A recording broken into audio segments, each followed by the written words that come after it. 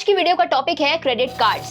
क्या होते हैं ये क्रेडिट कार्ड्स, कैसे काम करते हैं और ये क्रेडिट कार्ड वाली जो कंपनीज हैं ये पैसा कैसे कमाती हैं, और सबसे जरूरी क्या आपको क्रेडिट कार्ड यूज करने चाहिए, क्या है इन क्रेडिट कार्ड के फायदे और नुकसान। आइए जानते हैं आज की इसी वीडियो में। नमस्कार दोस्तों, मैं हूँ मानसी और मैं लौट आई हूँ एक नई वीडियो के साथ। वीडियो शुरू करने से पहले एक रिक्वेस्ट है आपसे छोटी सी, जरा चैनल को सब्सक्राइब कर दो और वीडियो को लाइक भी कर देना क्योंकि ये आपके लिए बिल्कुल फ्री है। चलिए शुरू करते हैं। आखिर क्या होते हैं ये क्रेडिट कार्ड्स, एक एग्जांपल से समझाती हूँ। सपोज आप एक स्कूल जाने वाले बच्चे हैं, या हो सकता है कि आपके घर में कोई ऐसा इंसान हो जो स्कूल जाता हो। ठीक है, अब आया कोविड, पेंडेमिक के टाइम पे स्कूल बंद हो गए। अब स्कूल वालों ने क्या बोला कि हम लेंगे ऑनलाइन क्लासेस क्योंकि बच्चों की एजुकेशन मिस नहीं होनी चाहिए। इसी ऑनलाइन एजुकेशन के सिस्टम ने घर बैठे हुए बच्चों को बोला कि आपके पास होना चाहिए एक स्मार्टफोन। अब वो स्मार्टफोन अगर किसी के पास नहीं है तो वो क्या करे?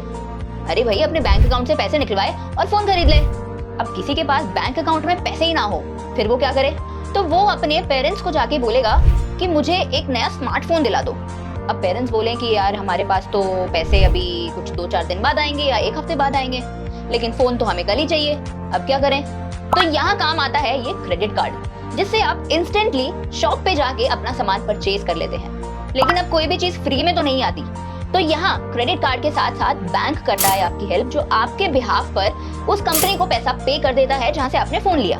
क्रेडिट कार्ड एक ऐसा कार्ड होता है जो आपको कोई भी सामान खरीदने के लिए एक इजी हैंड दे देता है कि अगर आपको आज ही कोई सामान लेना है और आपके पास एक क्रेडिट कार्ड है, आप गए दुकान पे, आपने स्वाइप किया और वो सामान आपका हो गया। अब कोई भी चीज फ्री में तो नहीं आती, तो जब बैंक आपके बिहाफ पर उस कंपनी को पैसा पे कर रहा है तो वो आपसे कुछ इंटरेस्ट चार्ज करता है उसका। ऐसे ही वर्क करता है क्रेडिट कार्ड। बैंक आपके बिहाफ पर जब पैसा कंपनी को पे कर देगा तो वो जो टाइम पीरियड होगा, बैंक वो आपको कुछ टाइम के लिए वो पैसा लोन पे दे रहा है ताकि कुछ टाइम बाद या महीने के एंड में आप वो पैसा बैंक को लौटा सकें।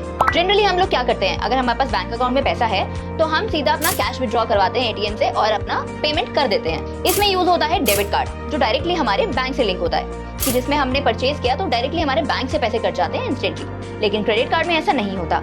क्रेडिट कार्ड में बैंक आपको एक टाइम पीरियड देता है कि इतने टाइम से लेके इतने टाइम तक के बीच में आप अपना क्रेडिट कार्ड यूज कर सकते हैं, और आपको 45 डेज जनरली क्रेडिट कार्ड का पेमेंट का ड्यूरेशन होता है। तो उन 45 डेज के बाद आपको बैंक को वो पैसा वापस करना होता है। और अगर गिवन टाइम पीरियड से ज्यादा टाइम आप बैंक को पैसा वापस करने में लेते हैं तो बैंक उसमें चार्ज करता है आपको ज्यादा इंटरेस्ट। जैसे हम लोन लेते हैं, हम बोल सकते हैं कि क्रेडिट कार्ड एक मिनी लोन की तरीके से होता है। यहाँ बैंक आपको देता है एक प्लास्टिक का कार्ड जिसके ऊपर एक यूनिक नंबर भी आपको मिलता है with unique expiry date and your name return on that card.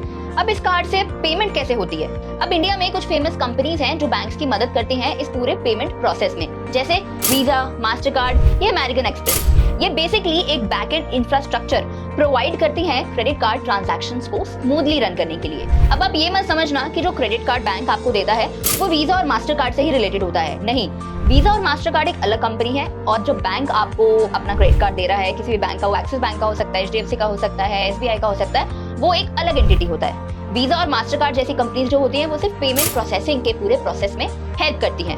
हर एक क्रेडिट कार्ड के पीछे एक मैग्नेटिक चिप भी लगा होता है जिसके ऊपर आपको एक यूनिक सीवीवी भी मिलता है। ये कोड होता है, एक सीक्रेट कोड होता है जो आपको कभी भी किसी और के साथ शेयर नहीं करना चाहिए, क्योंकि हो सकता है कि अगर आप ऐसा शेयर करें किसी के साथ तो आप किसी स्कैम में या फ्रॉड में अपने आप को डाल सकते हैं। दोस्तों, हर क्रेडिट कार्ड की एक क्रेडिट लिमिट भी सेट होती है। ऐसा नहीं है कि आपको बस क्रेडिट कार्ड मिल गया है और आप जितना मर्जी उससे पैसा खर्च कर सकते हैं, ऐसा नहीं होता। आपको एक क्रेडिट लिमिट दिया जाता है जिस लिमिट तक ही आप उस क्रेडिट कार्ड से पैसा खर्च कर सकते हैं। अब ये लिमिट बैंक आपको देता है, इसमें आपकी मर्जी नहीं होती, बट बैंक आपकी सैलरी को देखते हुए, आपकी इनकम को देखते हुए ये डिसाइड करता है कि वो आपकी क्रेडिट कार्ड की लिमिट कितनी रखे। अब बैंक को यहाँ इसलिए ये श्योरिटी चाहिए होती है कि अगर बाय चांस आपके पास जो क्रेडिट कार्ड की लिमिट है वो आपने रखवा ली 50,000, लेकिन आपकी सैलरी सिर्फ 30,000 है, तो बैंक के लिए एक श्योरिटी के तरीके से काम करता है कि अगर इसको मैं 30,000 का क्रेडिट कार्ड देता हूँ या 50,000 का क्रेडिट कार्ड देता हूँ तो ये क्या जो लोन होगा वो रीपे कर पाएगी। इसके बाद क्रेडिट स्कोर का कॉन्सेप्ट आता है। ये भी काफी इंटरेस्टिंग कॉन्सेप्ट है। अगर आप अपने क्रेडिट कार्ड की पेमेंट्स या अपने लोन की रीपेमेंट्स टाइम पर नहीं करते हैं तो उससे हैम्पर हो सकता है आपका क्रेडिट स्कोर। अब क्रेडिट कार्ड देते वक्त बैंक डिसाइड करता है कि क्या आप उस क्रेडिट कार्ड की रीपेमेंट कर पाएंगे, क्योंकि यहाँ बैंक अपने आप को रिस्क के एक फैक्टर में डाल देता है कि बैंक आपको लिमिट बढ़ा के या उस क्रेडिट कार्ड का जो क्रेडिट लिमिट आपको दिया गया है वो बढ़ा के देता है तो क्या आप लोग सामने से उसी लिमिट के अंडर रीपेमेंट कर पाएंगे?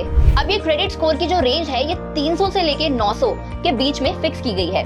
अगर आपका जो क्रेडिट स्कोर है वो 750 से लेके 900 के बीच में है तो इसका मतलब ये है कि वो एक अच्छा क्रेडिट स्कोर है और बैंक आपको अच्छे टर्म्स में लोन प्रोवाइड कर सकता है, क्योंकि उनको पता है कि शायद उनको उतना रिस्क नहीं होगा आपको लोन प्रोवाइड करते हुए। सेम गोज विद अगर आपका जो क्रेडिट स्कोर है वो 300 के आसपास का है तो इसका मतलब वो एक बुरा क्रेडिट स्कोर है। वहीं बैंक को 10 बार सोचना पड़ेगा और बैंक अपने आप को एक रिस्क फैक्टर में शायद नहीं डालेगा उस टाइम पे, अगर आप उसके लोन की रीपेमेंट नहीं कर पाएंगे आपके क्रेडिट स्कोर को देखते हुए।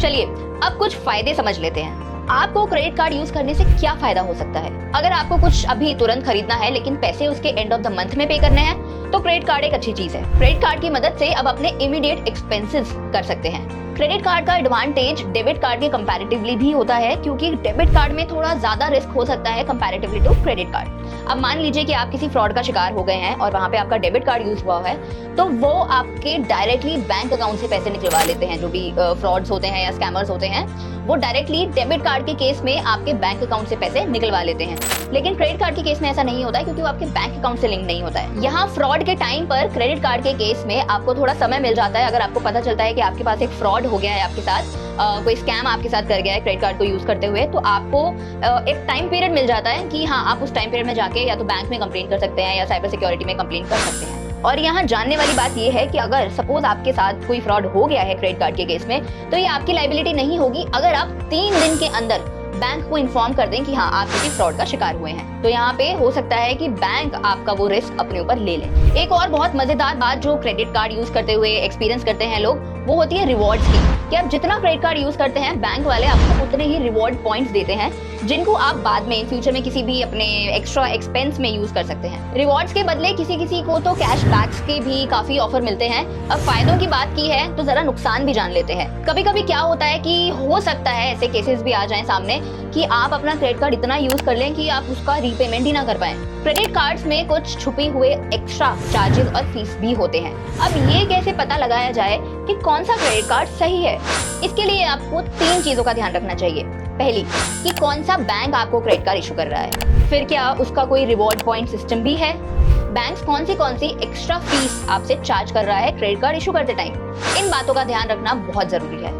अब हो सकता है कि बैंक हमें जो क्रेडिट कार्ड दे रहा है उसके ऊपर हमें पॉइंट्स तो बहुत अच्छे मिल रहे हैं, लेकिन साथ ही साथ कुछ हिडन चार्जेस ऐसे लगे हुए हैं जो हमें बहुत ज्यादा भी लग रहे हैं। तो यहाँ बहुत सोच समझकर ये चीज डिसाइड करनी चाहिए कि आप कौन से बैंक से चाहते हैं आपको क्रेडिट कार्ड मिले। तीसरी चीज ध्यान रखने वाली होती है कि आप उस कार्ड पर कौन सा नेटवर्क यूज कर रहे हैं, यानी जो आपका पेमेंट नेटवर्क होगा वो कौन सा नेटवर्क है। जैसे वीजा है या मास्टर कार्ड है या अमेरिकन एक्सप्रेस है।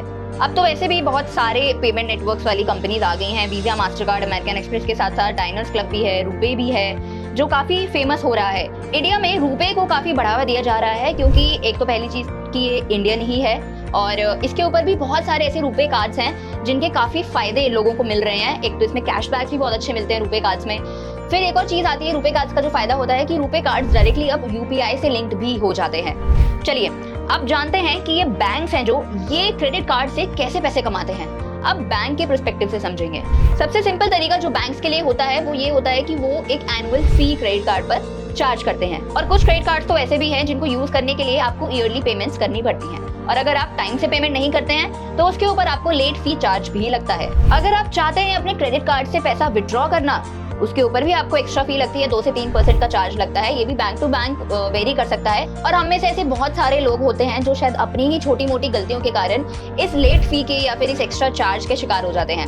अब अगर आप महीने के एंड में अपनी साइकिल खत्म होने के एंड तक पेमेंट नहीं करते हैं क्रेडिट कार्ड की तो बैंक आपको 30% तक का एक्स्ट्रा चार्ज लगा सकता है। अब इतना ज्यादा इंटरेस्ट होने के बाद तो बहुत सारे लोग इस कंफ्यूजन में रह जाते हैं कि क्या हमें क्रेडिट कार्ड लेना चाहिए। क्रेडिट कार्ड लेना या ना लेना ये तो आपका पर्सनल डिसीजन है, बट क्रेडिट कार्ड अगर है तो उसको सही तरीके से इस्तेमाल करना ये सबसे बड़ी चीज होती है। क्योंकि क्रेडिट कार्ड के फायदे और नुकसान ये आपको डिसाइड करना है कि क्या क्रेडिट कार्ड आपके लिए सही है। मैं उम्मीद करती हूँ कि आपको ये वीडियो समझ में आई होगी। अगर क्रेडिट कार्ड से रिलेटेड आपके कोई भी पर्सनल डाउट्स हैं तो आप मुझे कमेंट सेक्शन में पिन कर सकते हैं। मैं उनके जवाब आपको कमेंट सेक्शन में जरूर दूंगी। मैं मानसी मिलती हूँ आपसे अगली वीडियो में।